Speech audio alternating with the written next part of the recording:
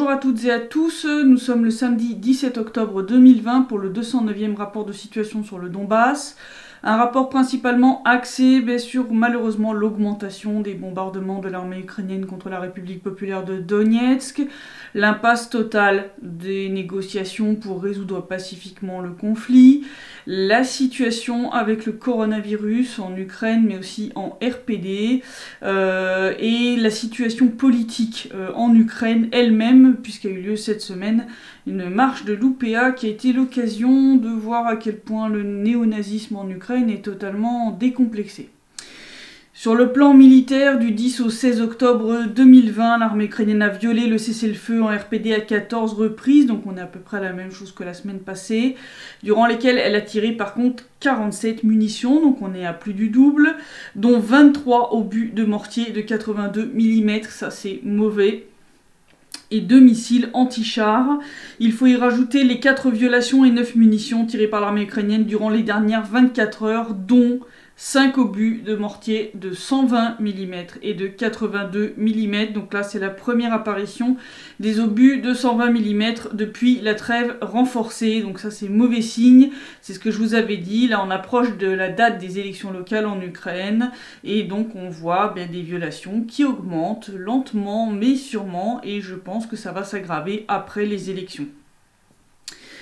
Si on parle des pertes hors combat côté ukrainien, eh bien cette semaine l'armée ukrainienne a eu 3 morts et 9 blessés hors combat, je précise toujours, puisque nous respectons la trêve contrairement à l'armée ukrainienne. L'armée ukrainienne qui d'ailleurs continue de déployer des armes lourdes près de la ligne de front et près d'habitations ou d'infrastructures civiles. Cette semaine, les services de renseignement de l'RPD ont détecté le déploiement de 60 pièces d'armement lourd, soit 7 fois et demi le chiffre de la semaine dernière, en violation des accords de Minsk. Dans le détail, nous avons 2 systèmes de défense antiaérien OSA, un système de défense antiaérien Strela 10, 12 véhicules de transport de troupes blindés type BTR, 20 véhicules de combat d'infanterie type BMP, 2 automitrailleuses type BRDM, un véhicule de transport de troupes type MTLB, 20 chars d'assaut et 2 poseurs de mines blindés. Voilà. Pas bon du tout.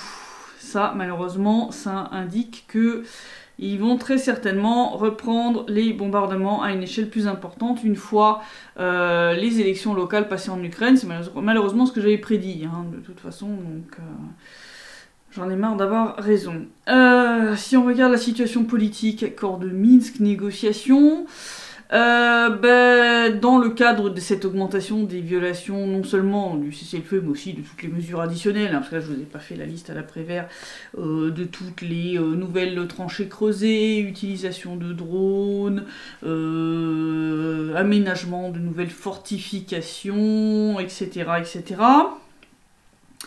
Dans ce cadre, cette semaine a eu lieu une réunion des groupes de contact par vidéoconférence, comme toujours depuis le début de l'épidémie de coronavirus. Et bon, sans suspense, ça aboutit à rien du tout.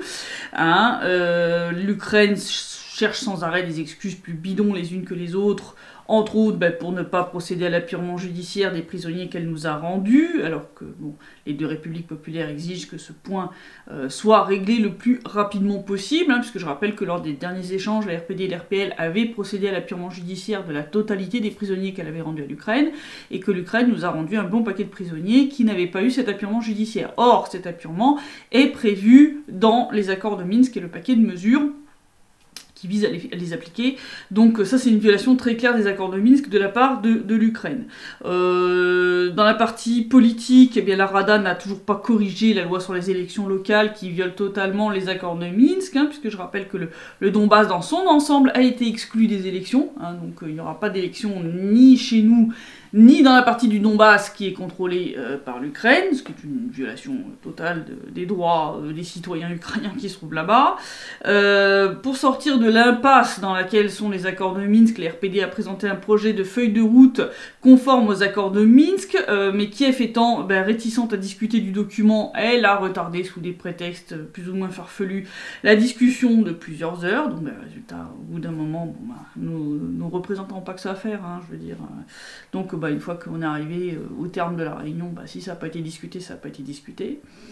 Sur le plan sécurité, l'Ukraine continue de bloquer la mise au point d'une procédure plus détaillée concernant le fameux mécanisme de coordination qui était, je le rappelle, prévu dans l'accord de fin juillet sur les mesures additionnelles de contrôle du cessez-le-feu, confirmant en fait que l'Ukraine s'est retirée de l'accord qui avait été conclu en juillet, puisque je rappelle, donc ils avaient annulé l'inspection conjointe de leurs positions sur lesquelles on avait détecté des violations des mesures additionnelles, en l'occurrence le creusement de nouvelles tranchées.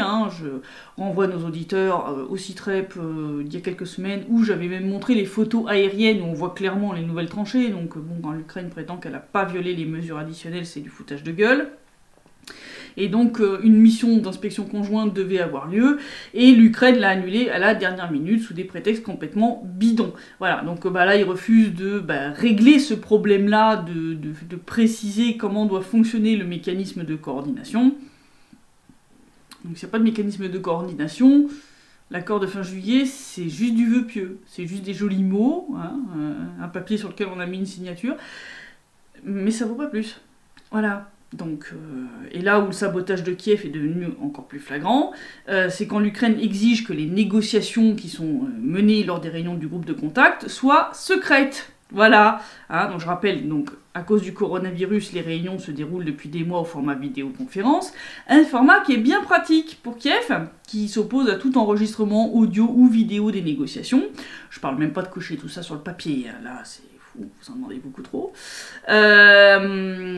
Une exigence d'ailleurs qui a fait un petit peu rire jaune côté russe et côté RPD, puisqu'il y a régulièrement des fuites d'enregistrements audio côté ukrainien, des enregistrements que Kiev prétend ne pas faire. Donc, s'ils les font pas, d'où sortent ces enregistrements audio?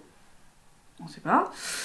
Et alors, non seulement l'Ukraine insiste pour maintenir les négociations secrètes, mais là, l'OSCE s'est jointe à cette demande débile. Donc l'OSCE soutient l'Ukraine dans sa démarche complètement destructrice, parce que, comme l'ont dénoncé les RPD, la RPL et la Russie, qui, elles, insistent pour que les négociations visant à résoudre le conflit du Donbass soient totalement transparentes. Là-dessus, je suis totalement d'accord.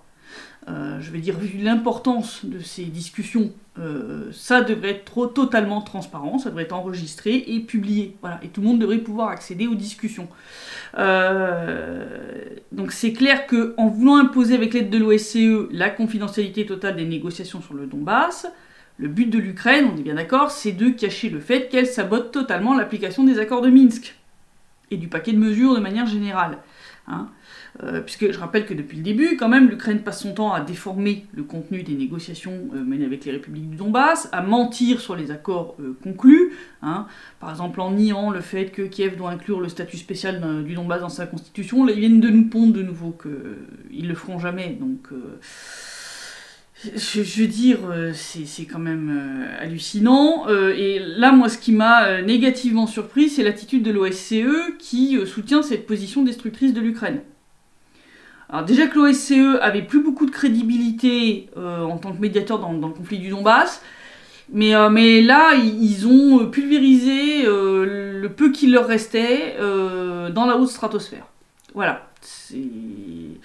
Parce que pour identifier qui bloque la mise en œuvre des accords de Minsk, il faut que les réunions soient enregistrées et publiques. Ce n'est qu'à travers une transparence totale qu'on va pouvoir déterminer qui refuse d'appliquer les accords signés et qui empêche donc le conflit du Donbass d'être réglé de manière pacifique. Voilà. Bon, je pense que c'est assez clair quand on voit qui demande la confidentialité et qui demande que ça soit transparent. Je pense que ça éclaire quand même bien sur qui fait quoi, en réalité. C'est quand même assez limpide, mais je trouve ça assez catastrophique, l'attitude de l'OSCE depuis quelque temps, entre le fait qu'ils avaient refusé d'aller visiter des lieux bombardés sous prétexte de coronavirus, ils avaient refusé de faire passer un document à l'Ukraine de la part de la RPD aussi, là maintenant ils font ça. J'aime pas du tout la tournure que prend l'attitude de l'OSCE depuis quelque temps. Là, c'est vraiment très mauvais. C'est vraiment très très mauvais, c'est mauvais signe. Et franchement, là, il est temps qu'ils se reprennent ou alors qu'ils dégagent, quoi. Je veux dire, parce que si on les... je rappelle quand même que les contribuables européens financent cette gabegie. Je veux dire, vous financez ces mecs, quand même. s'ils servent pas réellement à rétablir la paix dans le Donbass, qu'ils dégagent. Voilà, je veux dire, ils iront pointer à la NPE de leur pays respectif, et puis ils arrêteront de casser les pieds, quoi. Enfin, je veux dire, parce que ils touchent quand même des milliers d'euros chacun, si c'est pour rien foutre de constructif. Bah écoutez, au moins ne faites pas peser ça sur le budget des ménages européens à travers leurs impôts, parce que bon, je pense que ça serait des impôts qui pourraient être mieux utilisés. Voilà. On va parler un petit peu de la situation économique en RPD, une bonne nouvelle économique, qui est la réussite de l'usine de frigo et de congélateurs, Don Frost, qui est basée à Donetsk. Cette année, elle a déjà exporté vers la Russie plus de 92 000 réfrigérateurs et congélateurs, et prévoit d'augmenter ses exportations à plus de 130 000 cette année, et jusqu'à 165 000 pièces l'année prochaine. Par rapport à 2018, la production de Don Frost a augmenté déjà d'un tiers. Le plan pour cette année est de 150 000 unités. Donc voilà, quand vous en avez 130 000 sur 150 000 qui partent à l'exportation, voilà, c'est quand même pas mal, quoi. Cette usine emploie plus de 840 personnes. Donc ça, c'est une bonne réussite économique de la RPD. Donc ça méritait d'être souligné. C'est une des sociétés qui était d'ailleurs au Forum économique international, le Forum sur l'investissement, qui avait lieu à Donetsk l'an passé. Hein, donc c'est une des sociétés de la RPD qui réussit le mieux. Ils font des super frigos. Donc voilà, franchement, ça c'est bien. Voilà. Pour une fois, on peut souligner un petit truc un peu positif.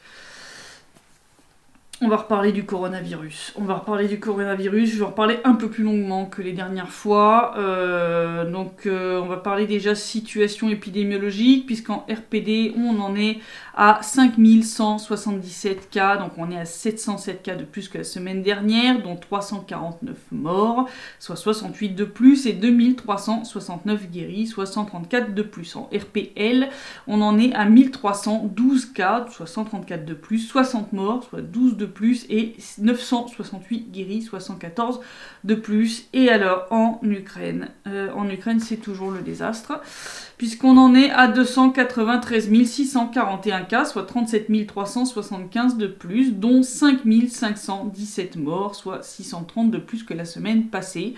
L'Ukraine continue de battre des anti-records. Ils ont dépassé cette fois la barre des 6000 nouveaux cas journaliers.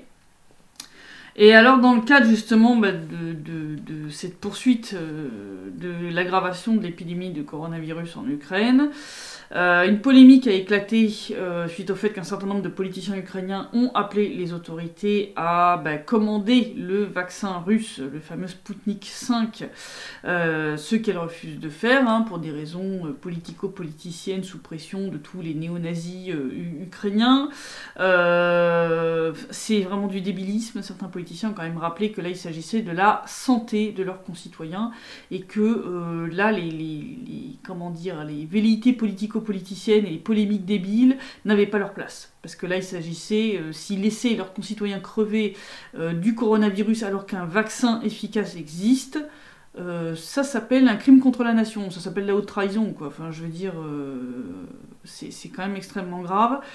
De son côté, la RPD, elle, a annoncé avoir officiellement fait une demande à la Russie pour recevoir le vaccin anti-coronavirus produit par Moscou.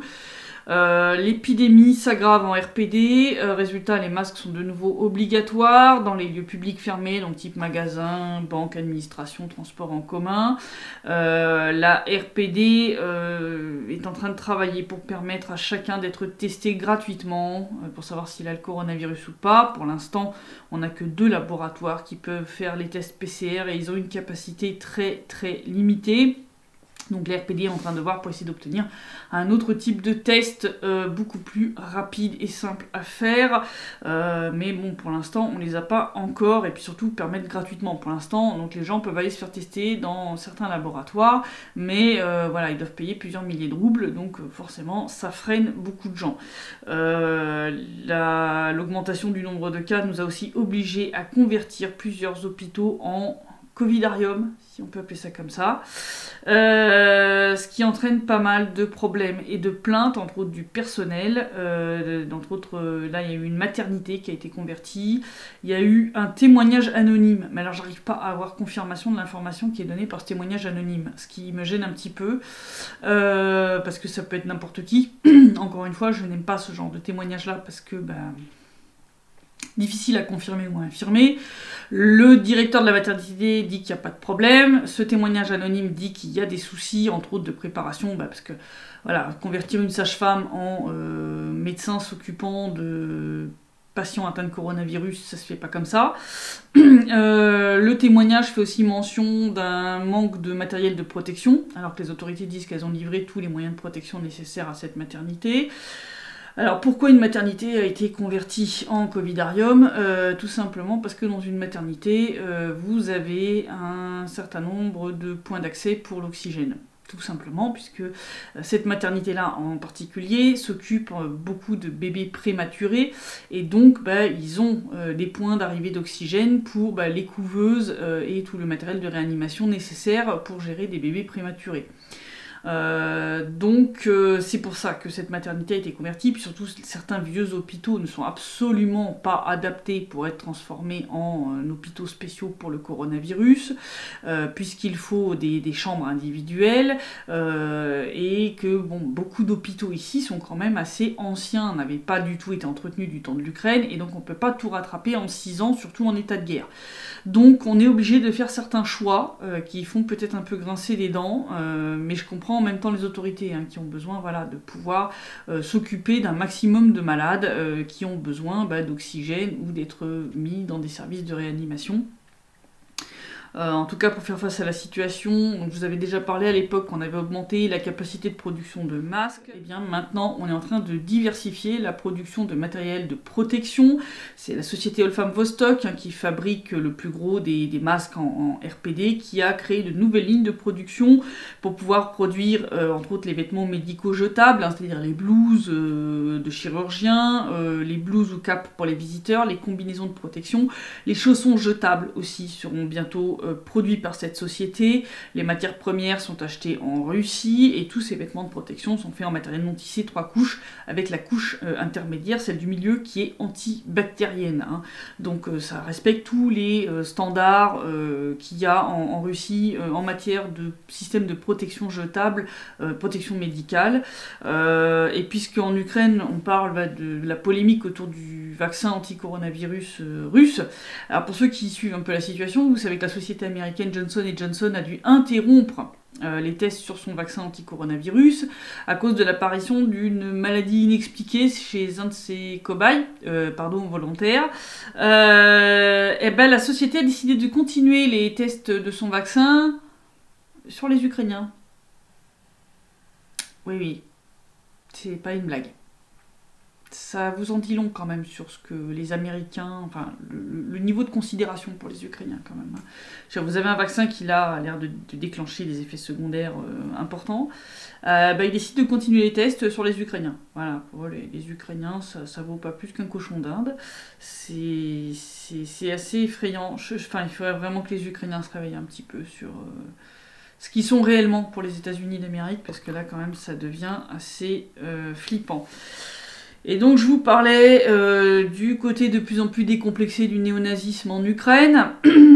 Cette semaine, le 14 octobre, c'était le jour des défenseurs de l'Ukraine. Je rappelle que la date du jour des défenseurs a été changée, parce qu'auparavant, comme dans l'espace ex-soviétique, la date était le 23 février, comme nous on a ici ou comme il y a en Russie. Et en 2014, après le Maïdan, Porky a changé la date et a choisi le 14 octobre, qui est, je rappelle, la date de création de l'OUN-UPA, donc l'UPA qui est l'armée insurrectionnelle ukrainienne. C'est les collabos des nazis. Voilà, c'est ceux qui, pendant la Seconde Guerre mondiale, ont exterminé des Juifs et des Polonais par centaines de milliers. Voilà. Donc déjà, rien que le choix de la date, déjà, sympathique. Voilà, ça vous en dit long quand même sur la symbolique du jour en question.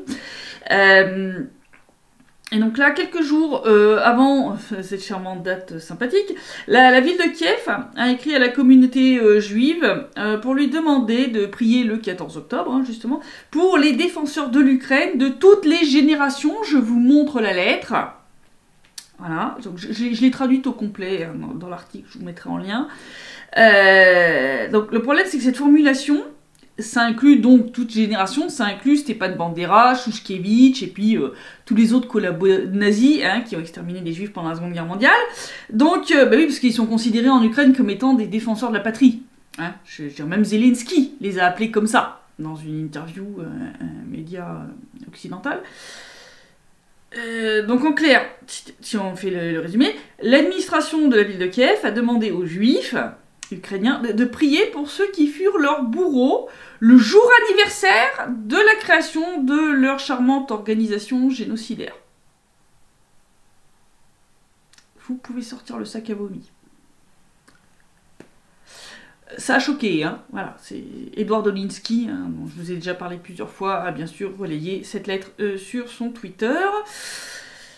Je sais pas comment il fait pour arriver à relayer tout ça sans vomir tous les jours. Je sais pas, il a vraiment du courage ce monsieur. Et alors ça s'est pas arrêté là, hein, niveau ignominie, puisque lors de la marche de l'UPA elle-même, hein, donc en plein Kiev, vous pouvez avoir une marche en l'honneur d'un groupe qui, pendant la Seconde Guerre mondiale, a exterminé des juifs et des civils polonais par centaines de milliers, et ça choque personne à Kiev. Voilà, tout va bien. Et donc lors de cette marche, hein, sans surprise, on a eu droit à un florilège de déclarations antisémites. On a eu déjà la banderole qu'ils ont installée devant le bureau présidentiel, où ils ont écrit « Ukrainiens, nous célébrons l'anniversaire de l'occupation et du pillage de l'Ukraine par le clan juif de Dnipropetrovsk de Vova Zelensky ». Voilà. Et puis, bon, là je l'ai pas dans mon article parce que je l'ai vu passer après, mais il y a un certain nombre de médias, je crois que c'est genre Radio Svoboda qui ont interviewé des gens qui défilaient de ce truc, et qui ont quand même réussi à publier sans aucune honte, hein, l'interview d'un vieux monsieur qui te sort que l'Ukraine ne sera pas un État tant qu'elle sera dirigée par des youpins. C'est pas mes mots, c'est les siens. J'ai vraiment envie de vomir. Voilà. Et Radio Svoboda a publié ça. Hein. Voilà. Donc vous cherchez sur Twitter Radio Svoboda interview March UPA. Voilà, vous allez certainement tomber dessus. Non, là je peux plus. Là je suis désolée. Et ils l'ont publié sans honte aucune. Voilà, ils se sont même pas rendus compte de ce qu'ils publiaient ces gens-là. Bon, sans surprise, aucune réaction, ni de ce cher BHL, ni de la France, ni de l'Allemagne, ni de toute la bande d'États européens qui ont soutenu le Maïdan. Hein, mais à part ça, il n'y a pas de nazis en Ukraine. C'est de la propagande russe.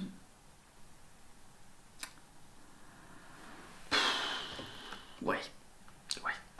Puis bon, en plus du néonazisme galopant en Ukraine, il y a aussi les pertes économiques du pays qui sont galopantes.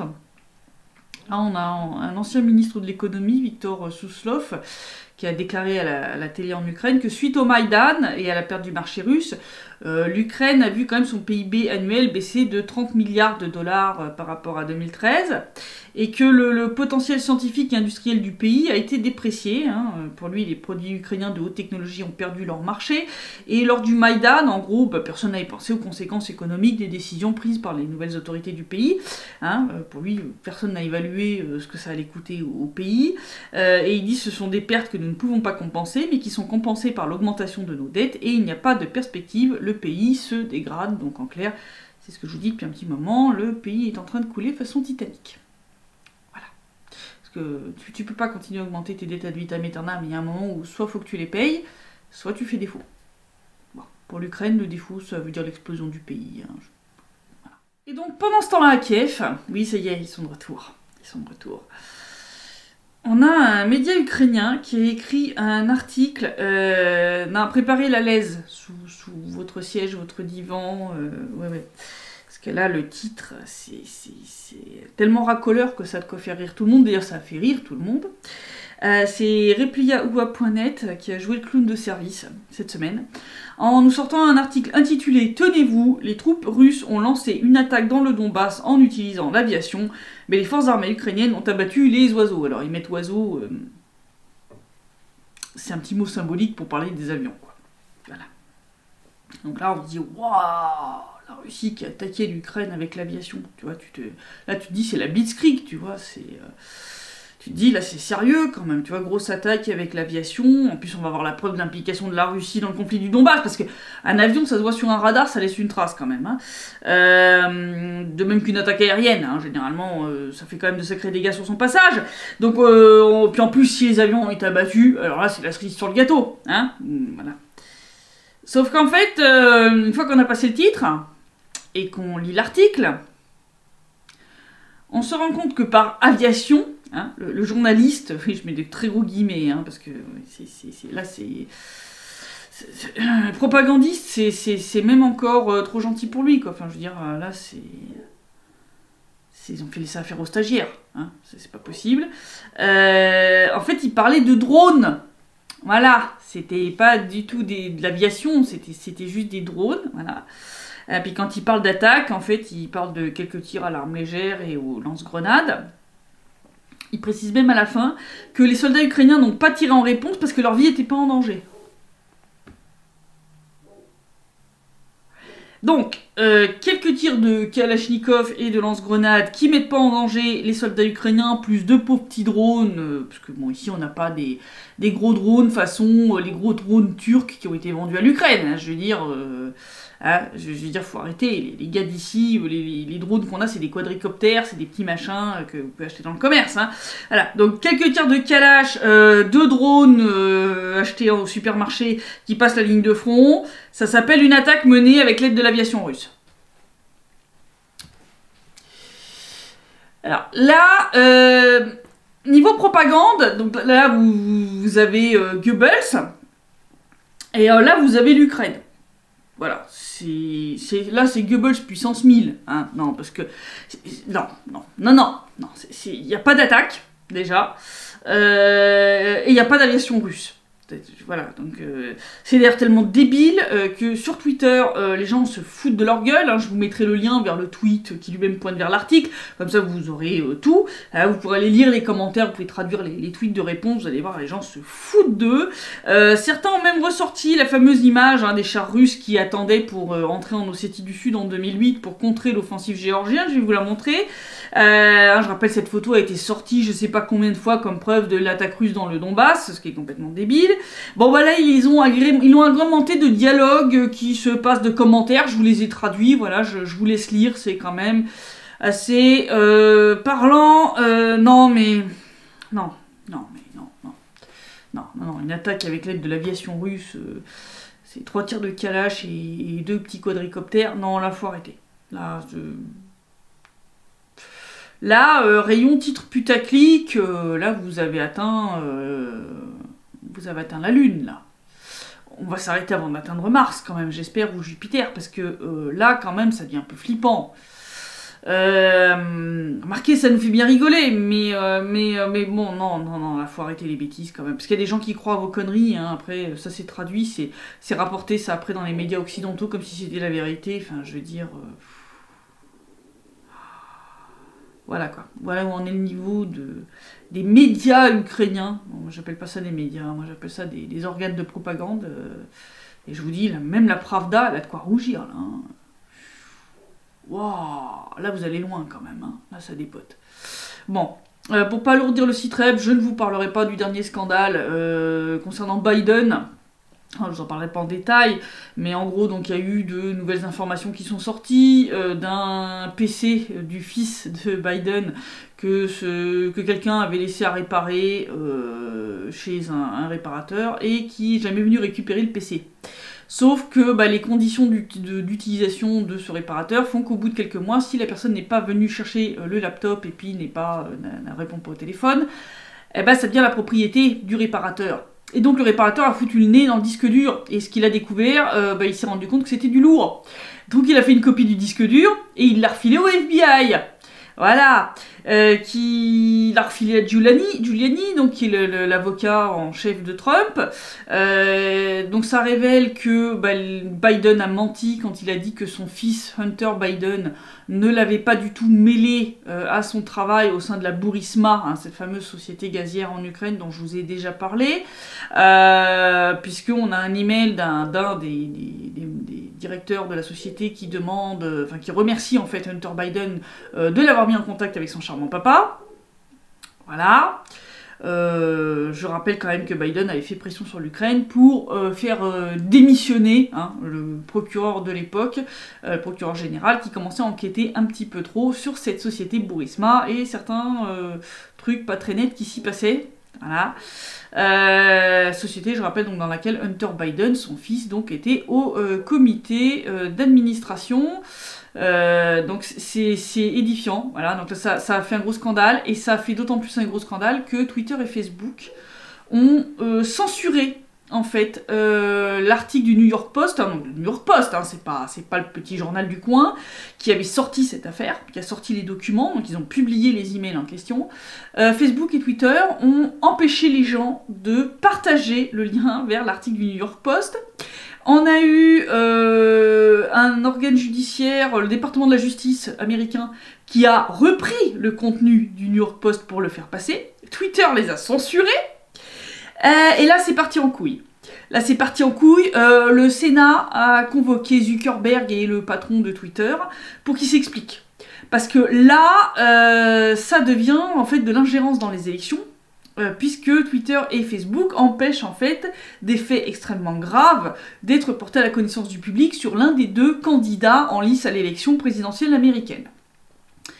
Donc Twitter a rétropédalé en mode on se chie dans le froc, en disant bon bah finalement on va plus bloquer le partage, on va juste mettre un petit commentaire en dessous pour dire voilà que c'est du contenu potentiellement piraté, alors que c'est pas vrai, je veux dire le réparateur a eu accès légalement au disque dur, puisque personne n'est venu rechercher le PC.